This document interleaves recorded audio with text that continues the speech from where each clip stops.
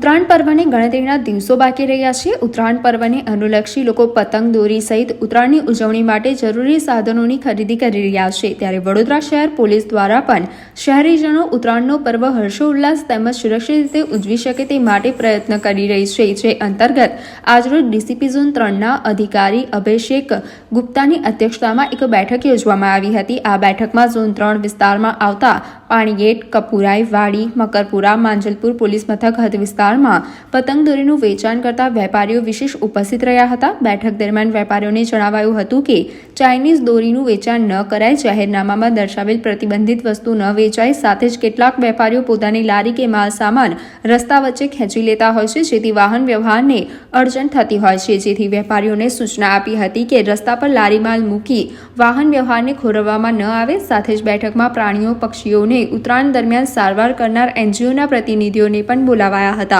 પતંગ દોરીથી ઈજા થતાં આ સંસ્થા રેસ્ક્યુ ઓપરેશન હાથ ધરે છે। ત્યારે તે સંસ્થાના હેલ્પલાઇન નંબર વેપારીઓના માધ્યમથી પતંગ દોરાની ખરીદી કરવા આવનાર ગ્રાહકોને આપવા પણ વેપારીઓને જણાવ્યું હતું। બેઠક સંદર્ભે ડીસીપી ઝોન 3 અભિષેક ગુપ્તા દ્વારા વિસ્તૃત માહિતી આપી હતી।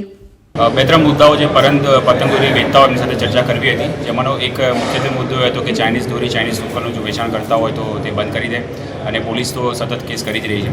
તથા બીજી વસ્તુ એ હતી કે વેચતા જેઓ રોડ ઉપર સુધી, રોડના અંદરના ભાગ સુધી છે, બહાર સુધી લારી ખેંચી લેતા હોય છે, જેના કારણે વાહનોની અવરજવરમાં મુશ્કેલી પડતી હોય છે। ઘણીવાર મોટી મોટી ભીડ ત્યાં ભેગી થઈ જતી હોય છે અને ખાલી ટાઈમપાસ કરતા હોય છે।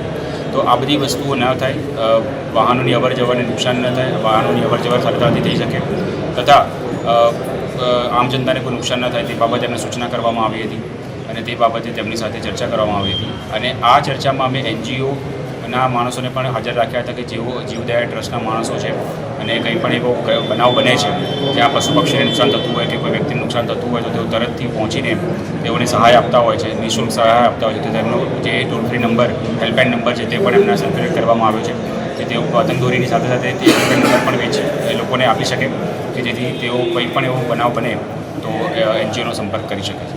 અચ્છા, આજે ઝોન 3ના તમામ પોલીસ મથકના વેપારીઓ હતા કે કઈ? હા, ઝોન 3માં લાગતા પાણીગેટ, વાડી, મકરપુરા, માંજલપુર અને કપુરાઈ વિસ્તારમાં જેટલા પણ વેપારીઓ છે તે તમામને આપણે બોલાવવામાં આવ્યા હતા। અને ખાસ કરીને જે વાડી પોલીસ વિસ્તારમાં જે પતંગ બજાર ભરાય છે તેમાં પણ શું એ લોકોએ ધ્યાન રાખવું, ફાયર એક્સટિંગ્વિશર રાખવા જોઈએ, રોડ ઉપર છેક સુધી ના આવી જાય એટલે એની મર્યાદામાં રહીને એ લોકોએ દુકાન ચલાવવી જોઈએ, જેવા વગેરે બાબતોનું તે લોકોને ધ્યાન દોરવામાં આવે છે।